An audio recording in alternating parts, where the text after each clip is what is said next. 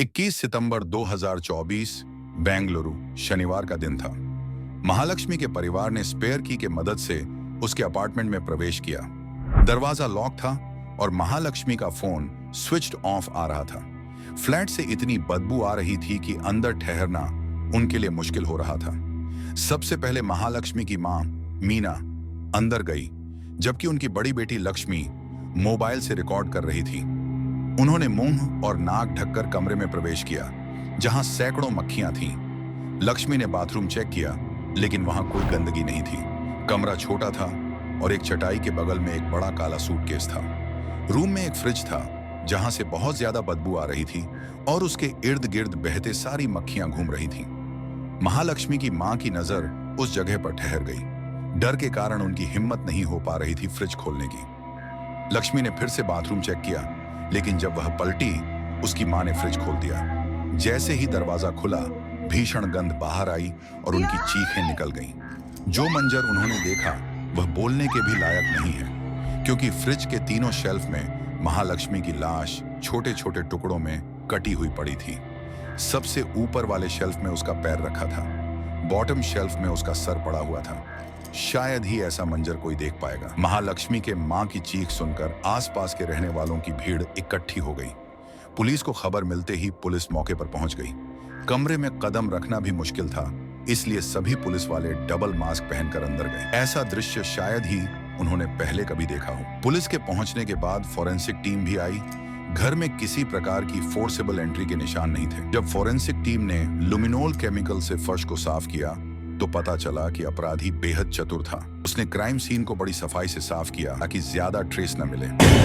Blood is the language of crime scene, इसलिए forensic team luminol का इस्तेमाल करती है। यह केमिकल ब्लड से रिएक्ट करके नीली रोशनी उत्पन्न करता है, जिससे वे ब्लड पार्टिकल्स भी दिख जाते हैं, जो आंखों से नजर नहीं आते। उसके बाद लाश के टुकड़ों को लैब में भेज दिया गया। शुरुआत में जब टुकड़ों की गिनती हुई तो पहले कुल 30 टुकड़ों का पता चला, लेकिन जैसे जैसे जांच आगे बढ़ी तो पता चला कि महालक्ष्मी के शरीर के 59 टुकड़े किए गए थे। पुलिस ने इन्वेस्टिगेशन शुरू की और सबसे पहले महालक्ष्मी के बैकग्राउंड की जांच की। महालक्ष्मी की मां मीना राणा और पिता चरण सिंह नेपाल के टीकापट्टी के निवासी थे। महालक्ष्मी की शादी हेमंता दास से हुई थी और उनकी एक बेटी भी थी। पिछले साल सितंबर से महालक्ष्मी अपने पति से अलग रहने लगी थी, इसलिए पुलिस की प्राथमिक जांच में हेमंता मुख्य संदिग्ध था। हेमंता की मोबाइल एक्सेसरीज की दुकान थी, जबकि महालक्ष्मी मल्लेश्वरम में एक फैशन फैक्ट्री में काम करती थी। हेमंता ने बताया कि महालक्ष्मी का किसी के साथ अफेयर था, जिसके चलते दोनों के बीच अक्सर लड़ाई होती थी। अलग होने के बाद महालक्ष्मी ने अपनी बेटी को हेमंता के पास भेज दिया और वह 10 से 15 दिन में एक बार ही मिलने आती थी। पड़ोसियों ने बताया कि महालक्ष्मी लगभग 5 से 6 महीने पहले यहाँ शिफ्ट हुई थी और वह सुबह 9:30 पर जाती और रात 10:30 पर लौटती थी, जिससे उसका पड़ोसियों से कोई खास संपर्क नहीं था। हालांकि कुछ लोगों ने एक लड़के को उसके साथ आते जाते देखा था। हेमंता ने पुलिस को 3 नाम बताए: उसके काम का मैनेजर, एक कॉमन फ्रेंड और अशरफ, जिस पर उसे महालक्ष्मी के कातिल होने का शक था। अशरफ एक बार्बर था जो उत्तराखंड से बेंगलुरु आया था। जब हेमंता को महालक्ष्मी के अफेयर के बारे में पता चला था, तब उसने अशरफ के खिलाफ नीलामंगला पुलिस स्टेशन में शिकायत दर्ज करवाई, लेकिन महालक्ष्मी ने पलटवार करते हुए अपने पति हेमंता पर शारीरिक हमले की शिकायत कर दी। हेमंता की कई बातें पुलिस की जांच में सही साबित हुई, जिससे वह सस्पेक्ट लिस्ट से बाहर हो गया। अब अशरफ पुलिस की नजर में प्राइम सस्पेक्ट बन गया। मीडिया ट्रायल उसके पीछे लग चुका था, इसलिए पुलिस ने अशरफ को बचाने के लिए उसे स्टेशन लाने में सावधानी बरती। जांच के दौरान पता चला कि अशरफ ने महालक्ष्मी से कुछ महीने पहले ही दूरी बना ली थी। पुलिस ने अशरफ के बयान की सत्यता लोकेशन ट्रेसिंग और कॉल रिकॉर्ड से प्रमाणित की, जिसके बाद ये जानकारी सामने आई कि उसे इस मामले में क्लीन चिट मिल गई है और उसका कत्ल में कोई हाथ नहीं है। अब पुलिस के सामने 2 नए संदिग्ध थे, जिनसे पूछताछ के लिए एक टीम मल्लेश्वरम के उस कपड़े के स्टोर में पहुंची जहां महालक्ष्मी काम करती थी। फिर एक नया नाम सामने आया जिसने पुलिस का ध्यान खींचा। महालक्ष्मी 1 सितंबर को स्टोर पर आई थी और अगले दिन से छुट्टी पर थी। उसी दिन स्टोर में काम करने वाला शख्स भी गायब था। जब महालक्ष्मी और उस शख्स के कॉल डिटेल्स निकाले गए तो पुलिस ने पाया कि दोनों लंबे समय से संपर्क में थे और उनके बीच कई कॉल और संदेश आदान प्रदान हुए थे। जब उस शख्स को कॉल किया गया तो फोन स्विच्ड ऑफ था।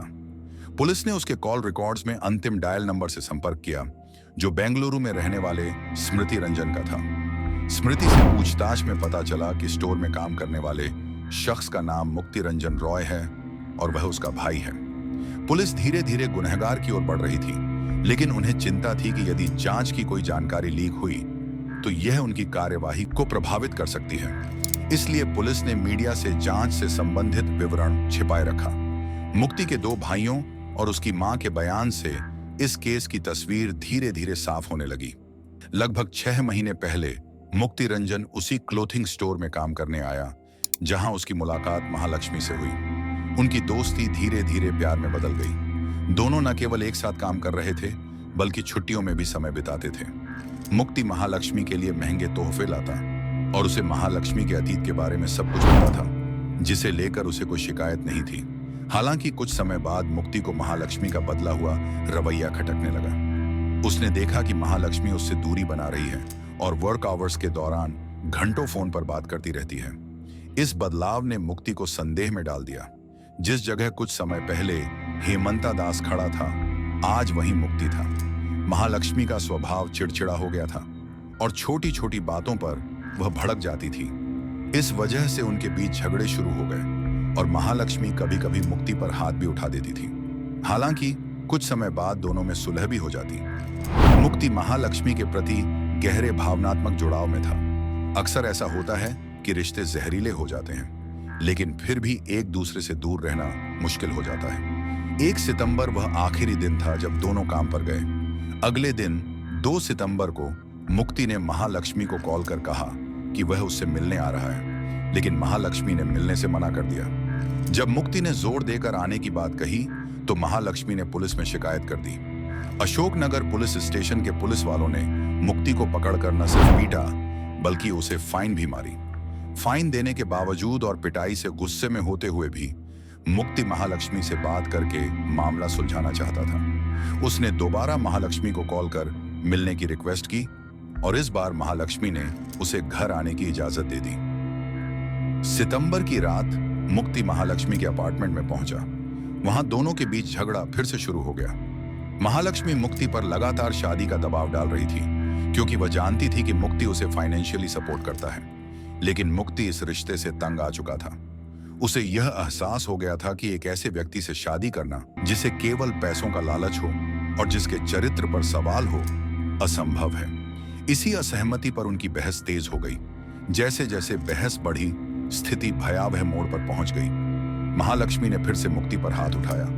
इस बार मुक्ति का क्रोध काबू से बाहर हो गया। गुस्से में उसने किसी भारी चीज से महालक्ष्मी के सिर पर वार कर दिया। वार करने के बाद महालक्ष्मी खून से लथपथ हो गई। खून देखकर भी मुक्ति का गुस्सा शांत नहीं हुआ।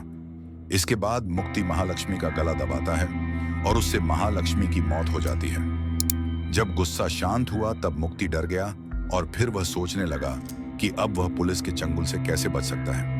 पूरी रात वह लाश को कैसे ठिकाने लगाए, यह सोचता रहा। सुबह होने के बाद मुक्ति लगभग 11 बजे के करीब घर से निकलता है और एक दुकान में जाके चाकू खरीदता है और उसी चाकू से महालक्ष्मी के छोटे छोटे टुकड़े करता है। उसका प्लान था कि वह उन टुकड़ों को एक सूटकेस में भरेगा और कहीं जाकर उन्हें फेंक देगा।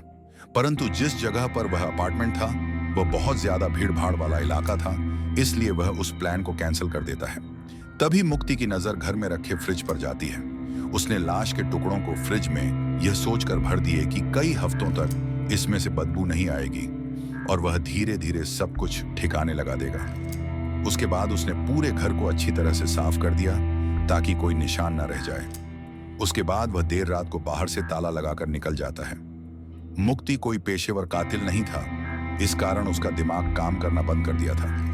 2 दिन भटकने के बाद मुक्ति ने बेंगलुरु में अपने भाई स्मृति रंजन को फोन किया। उसे घर खाली करने और शहर छोड़ने को कहा। जब स्मृति ने कारण पूछा, मुक्ति ने मिलने पर सब बताने का वादा किया। मिलते ही मुक्ति ने महालक्ष्मी के कारण अपनी जिंदगी बर्बाद होने का खुलासा किया। उसने उस पर लाखों रुपए खर्च किए, फिर भी महालक्ष्मी का अफेयर था और उसने मुक्ति को जान से मारने की धमकी दी। सब बताने के बाद मुक्ति ने स्मृति से शहर छोड़ने को कहा और ओडिशा के बहरामपुर चला गया। 21 सितंबर को केस मीडिया में आ गया था और मुक्ति को पता चला कि मामला खुल गया है। इसीलिए वह 24 सितंबर की रात 10 बजे भद्रक में अपने माता पिता के पास पहुंचा। मां ने उसकी परेशानी महसूस की और बातचीत में मुक्ति ने सब कुछ बता दिया, लेकिन कत्ल के तरीके का जिक्र नहीं किया। दूसरे दिन यानी 25 सितंबर की सुबह लगभग 4 बजे मुक्ति घर से स्कूटी लेकर निकल जाता है। कुछ समय बाद मुक्ति के घर से थोड़े दूर पर एक कब्रिस्तान के यहाँ लोगों को पेड़ से लटकती हुई लाश मिलती है। कुछ समय बाद पुलिस वारदात पर पहुंच जाती है और उस लाश के पास उन्हें बैग मिलता है, जिसमें लैपटॉप, कुछ कपड़े, मोबाइल फोन और एक डायरी रहती है। जब पुलिस उस लाश की पहचान करती है, तब उन्हें पता चलता है कि वह लाश और किसी की नहीं बल्कि मुक्ति रंजन की है, जिसने मौत को अपने गले लगा दिया था। उड़ीसा पुलिस ने मुक्ति के परिवार को सूचित किया और बेंगलुरु पुलिस को भी। पुलिस को मुक्ति की डायरी में एक नोट मिला, जिसमें उसने अपना जुर्म कबूल किया था और महालक्ष्मी की बदसलूकी का जिक्र किया था। नोट के अंत में 13 सितंबर 2024 की तारीख थी, जो दर्शाती है कि उसे अपनी गिरफ्तारी का एहसास था। बेंगलुरु पुलिस उसकी तलाश में थी, लेकिन वह इससे पहले ही इस दुनिया को छोड़ चुका था। यह केस दिखाता है कि महालक्ष्मी के लालच और धोखे ने कई परिवारों को बर्बाद कर दिया। तो यह था आज का केस। आपकी क्या राय है इस केस को लेकर? जरूर कमेंट सेक्शन में बताएं। धन्यवाद।